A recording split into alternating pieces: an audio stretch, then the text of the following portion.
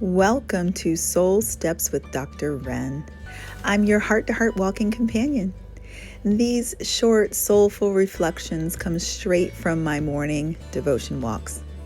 Think of it as a chat with your bestie that feeds your mind and spirit.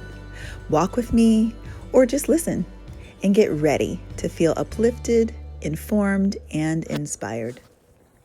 Good morning, friends. Happy Friday. Oh, wait, I gotta turn my headphones off. Because I do think it messes with the audio. Y'all like my hat? I made this hat a couple years ago. I have a really big head and I haven't figured out how to modify the hat.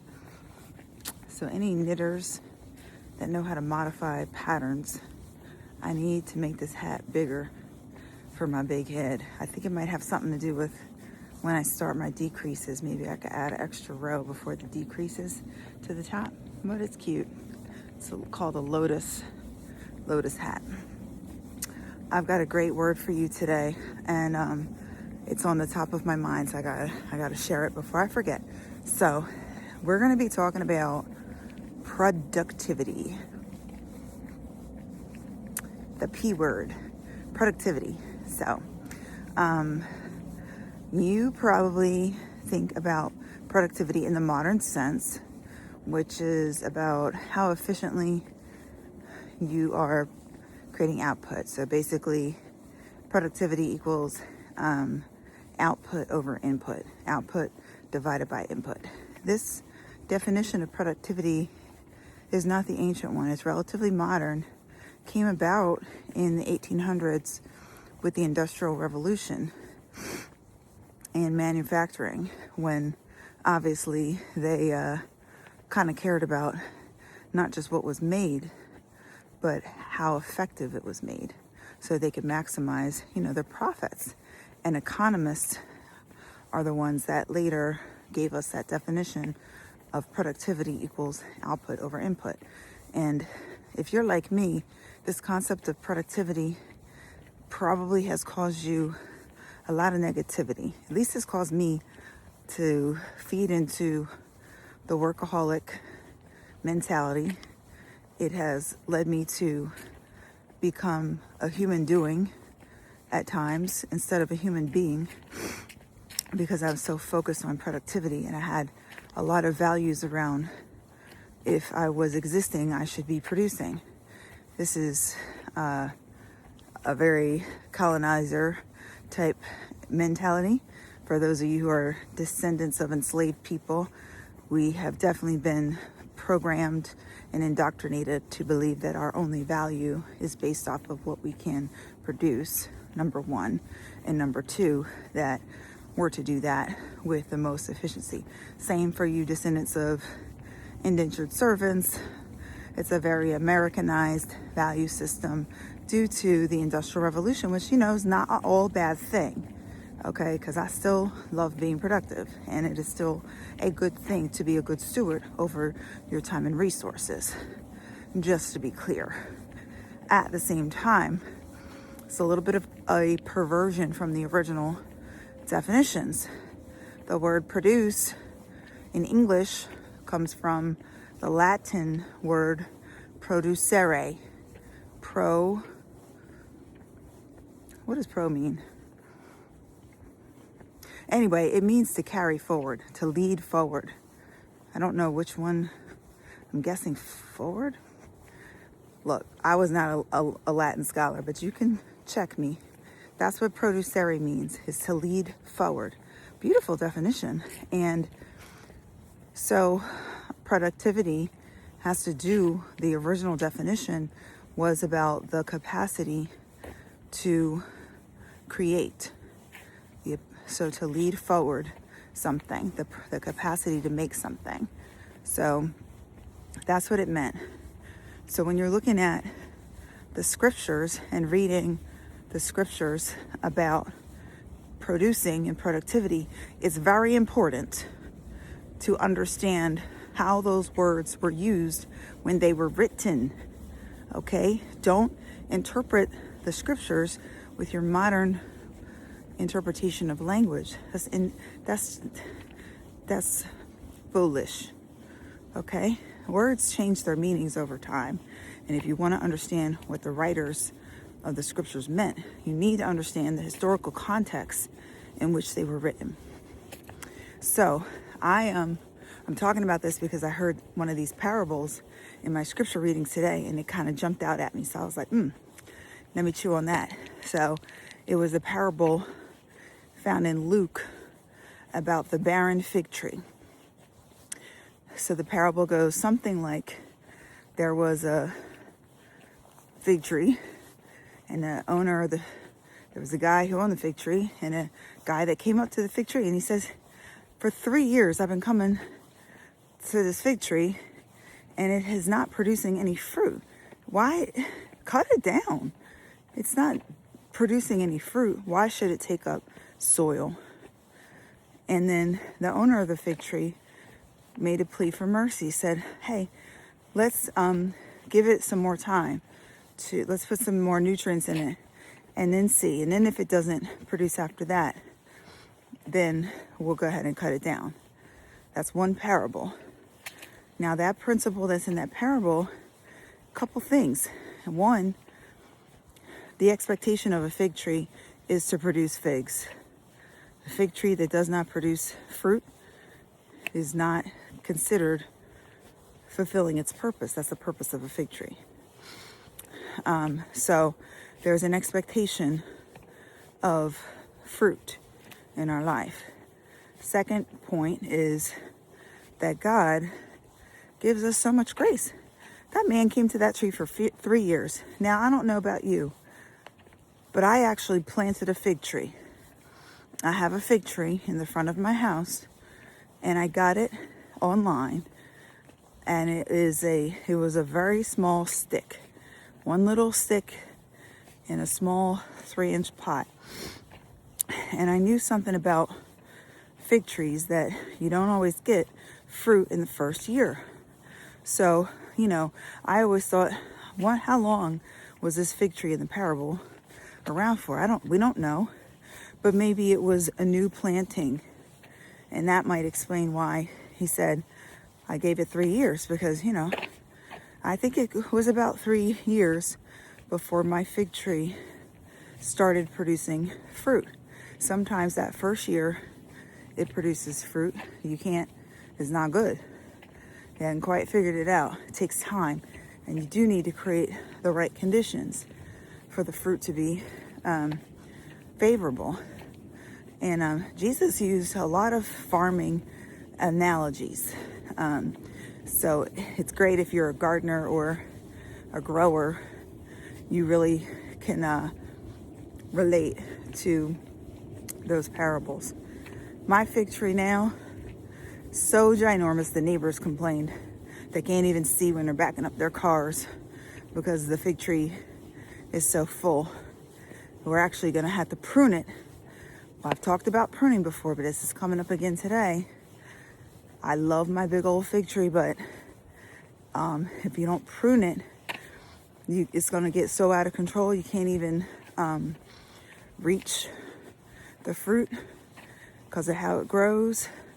You have to prune it for shape and for productivity. So another message in the parable is that God has second, third, fourth, fifth chances, because the owner says, well, hold up, let's not cut down the tree yet. Let's go ahead and make sure it has the right conditions so that it can produce. So all y'all that don't really understand the principles about equity when it comes to health, y'all need to meditate on that, because how can you expect us to eliminate health disparities when we're not creating the conditions for individuals to thrive with respect to their health? And the social determinants of health are the conditions in which we live, learn, work, and play. Those are the primary drivers of health outcomes, not individual behaviors. See, our Americanized culture so valued rugged individualism that we forgot that our outcomes, 60% of them or more, are driven by those social determinants of health.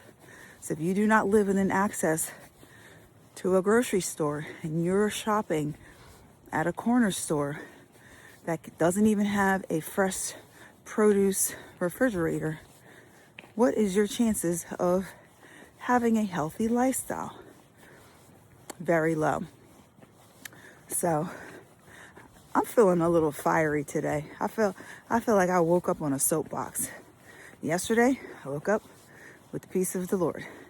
I did have peace of mind today, but not quite like yesterday. Today, I woke up a little fiery. I am a little preachy this morning. It's just how I woke up. And okay, what else do we find in that parable of the fig tree? Okay, so that's productivity. You got to understand this sense is not about the fig didn't produce as much fruit as fig B. It's not about efficiency. It's just about there's no fruit coming off this tree. Now, then I said to myself, what else?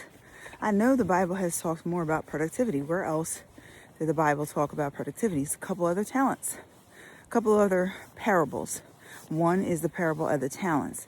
There's a couple parables about talents that speak to, this is about stewardship, productivity, and this is also about equity, because in these parables, people got different amounts. It wasn't equitable.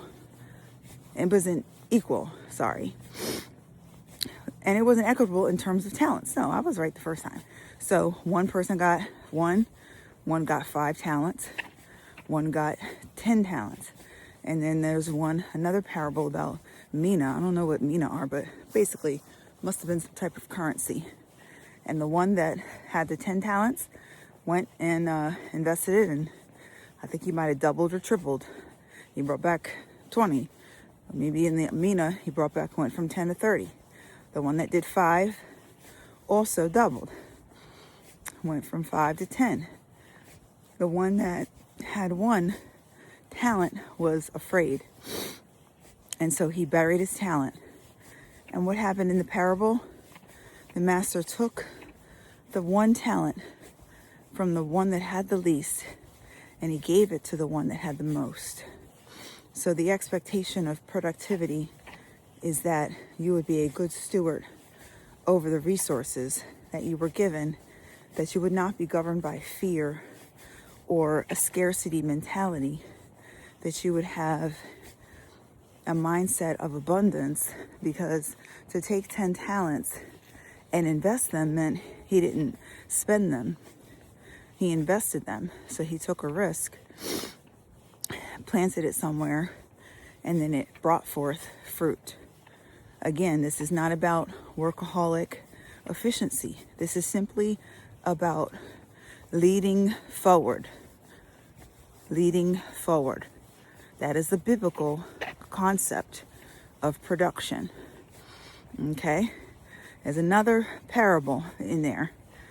And this is the parable of the seed. Okay? In this parable, you've got a seed that falls on the ground.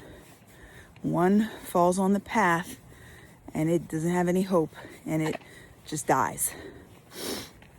Another seed falls on rocky soil, can't quite make it through, gets choked out and dies, can't quite get rooted.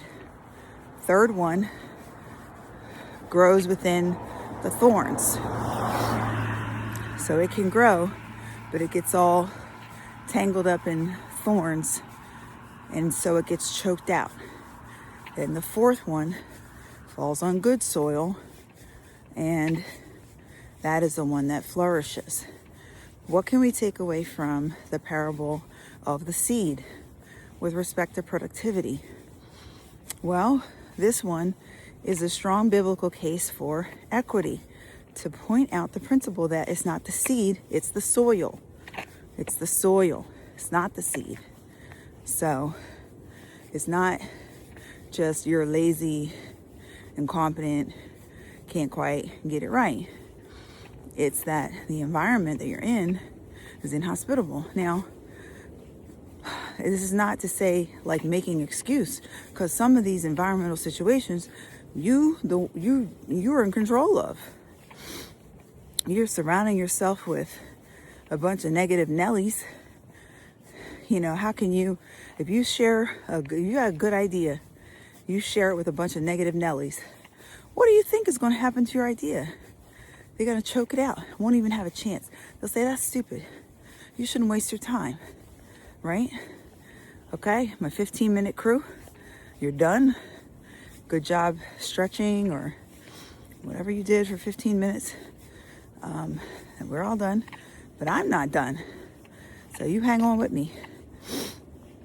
So another example of where you might be in control is with the thorns.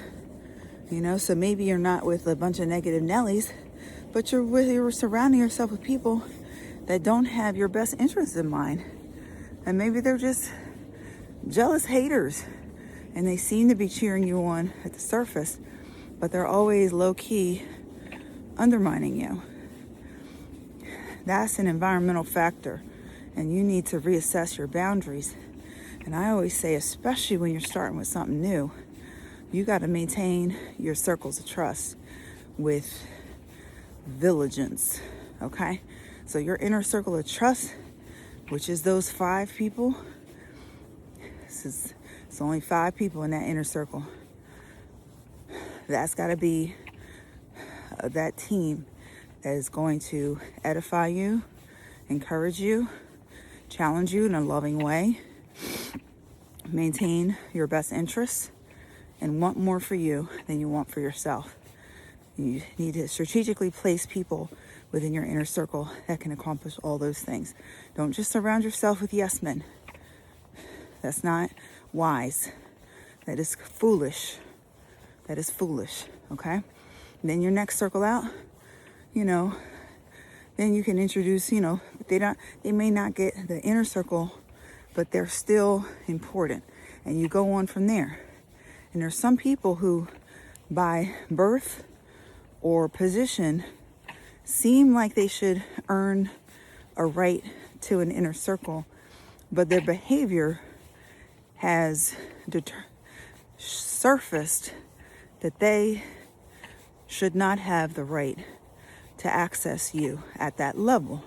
So you need to revoke their access card, and they no longer have top security clearance to your life. Snatch that card. When they try to get in the door, open the little door. So, hey, oh man, so good to hear from you. But right now, I'm being really, mindful of how I spend my time, and really just not able to participate with you in that way just yet. But thank you. You could be gracious. You don't have to be petty about it. But yeah, revoke that card. You don't have to answer the phone. You don't have to answer the text. You got to protect your seed, especially when it's young and vulnerable. Now, when it's larger, you can put it out there. So there's a lot of ways I'm putting myself out here to my less than 50 subscribers, but growing. So, hey, y'all on the front end, one day, I don't actually know if I'm going to continue doing this, but I imagine that if it does grow into something, that you'll be so proud to say you were one of the first. But, I put myself out there because I'm really protected. At the Resilience Conference, we did this activity called the mask and the mirror. And, a lot of people interpret that type of frame as how we kind of hide behind a mask, like in a negative way. And then the mirror is like the true self. But some of y'all look in the mirror and you're still seeing a false self. So that ain't true. Secondly, I don't walk around outside naked. So you do need to put on a mask. You do need to protect yourself. So I interpret it as the mask as, the ways in which I present myself professionally in the world. Now, what you're seeing is a hybrid, but more so, Like, I'm talking to you as if you was one of my girlfriends, one of my, I'm not going to say boyfriends. I don't know what to call. I got a lot of guy friends. Most of my friends are guys. I call them buddies. So say if you're one of my girlfriends or one of my buddies, is how I would talk to you. So I'm not filtered. I'm not even really like, I'm flow talking. The only thing I knew before I pressed play or record was that I was going to talk about productivity. But if once you get to the 3-minute snapshot, I'm like a little bit more closer to like Dr.Wrenn for real, because I've like formulated my thoughts. I've already talked about it for like half an hour, and I can give you the 3 points in a poem, right? And if I were giving an actual keynote address, then you're going to get the full masked version. The mask is both for polish, but it's also for protection, because if I'm speaking in front of thousands of people, they're coming with all kinds of things. They may be bringing all kinds of emotions, spirits, so forth. I have to be protected in that environment, because people will pull on you. They'll pull on your anointing. They will pull on your spirit. And that's cool, but I'm not Jesus. I don't got a lot of power to give, so I got to be very protected. And so that's my mask. And then, my mirror was about how I feel when I'm free to be unfiltered. So this is kind of like a mirror moment, but a little mini mask, you might say. Oh Lord, my train of thought is like going a little bit off the tracks, but that's pretty much the focus of what I wanted to share today. I wanted to make sure you understood the original definition of production, and to produce, and productivity, so that you could take off the modern definition of productivity, which might cause you to misinterpret the scriptures when you're reading it. And I also wanted to challenge you in the area of production in your life in terms of spiritual fruits. So this is how Jesus in the Bible talked about spiritual life.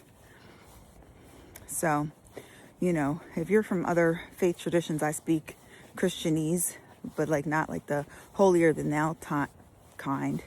I speak in the language of sacred Christian language, because that is the language that I was taught and raised within. And I'm semi-fluent in some other tongues, spiritual talk. But it's an area that I'm growing in, because I have a heart for people who do not have any spiritual connection and cannot find the sacred.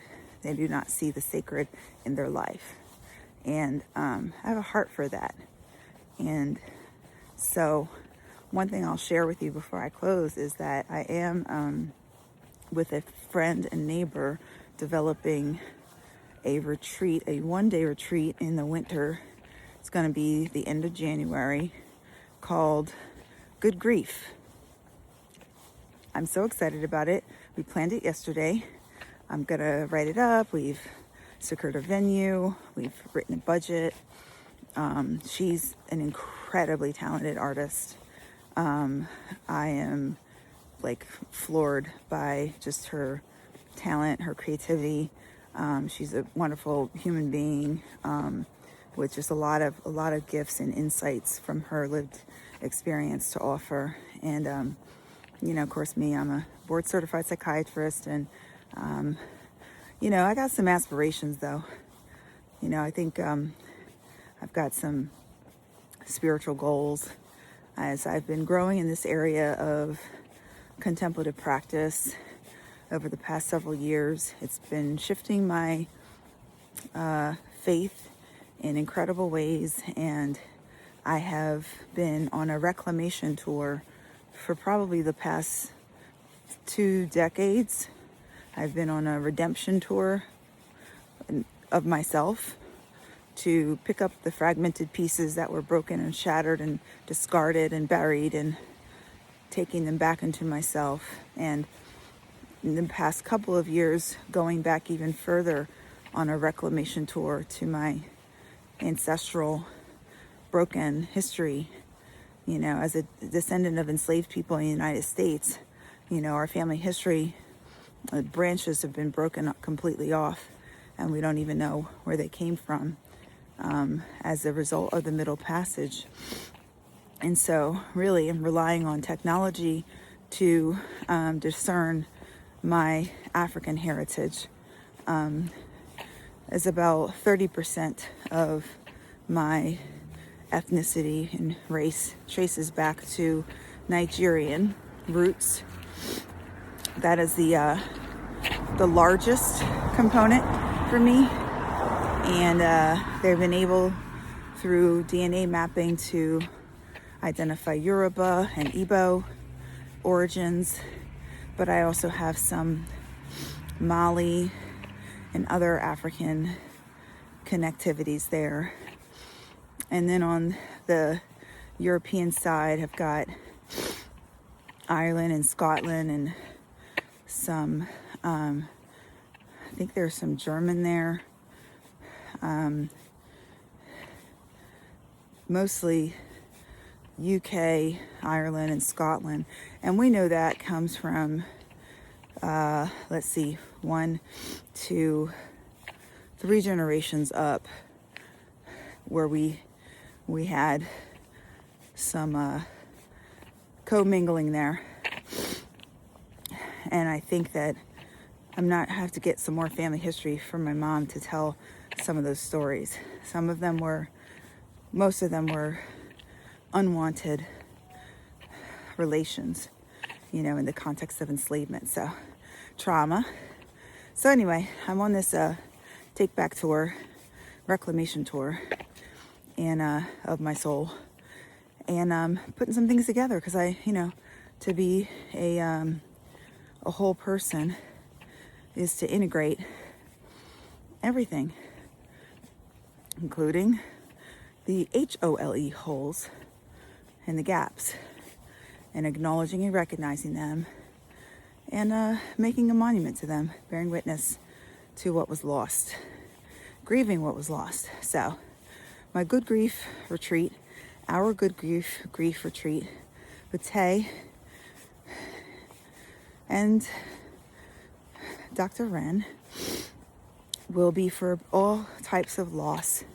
So I'm going to be, recruiting through those that are in therapy or seeing private practice providers, doing some recruitment in the community. We'll only have 30 spots, and the price point will probably be a discount this first go, for less than the cost of a therapy session. So, $150 less than the cost of one session, and folks who attend are going to be so blessed. And I hope that we get some men in there. I'm trying to figure out how to I'm so full of divine feminine energy right now. I think that's just what I'm going to end up attracting. But I do think that there are, I kind of have some of my buddies who are really gifted in the man outreach. I actually have about 4 or 5 buddies that are doing some pretty amazing things impacting men. So, I had to kind of stay in my lane, say, okay, Lord, I see that over there, but that's not what you've called me to be. Let me stay where I've been planted and do my thing over here. So, I hope you had a great walk with me. I'm going to wrap it up now and enjoy the rest of my walk. I'm flying out to New Jersey to later today. But first, I'm going to do my first extended sensory deprivation float ever. I think I'm going to be in there for 3 hours. I'm really looking forward to it. I don't know if I can actually do it. We'll see. Because 1 hour can feel like a week sometimes. I have loss of time perception when I float. But I do think I need it. And I'm going to be bringing a lot of intention into that float. So I'm excited about that. I hope you have a great Friday. And remember to move your body with love and intention today. And also remember that I love you. Bye.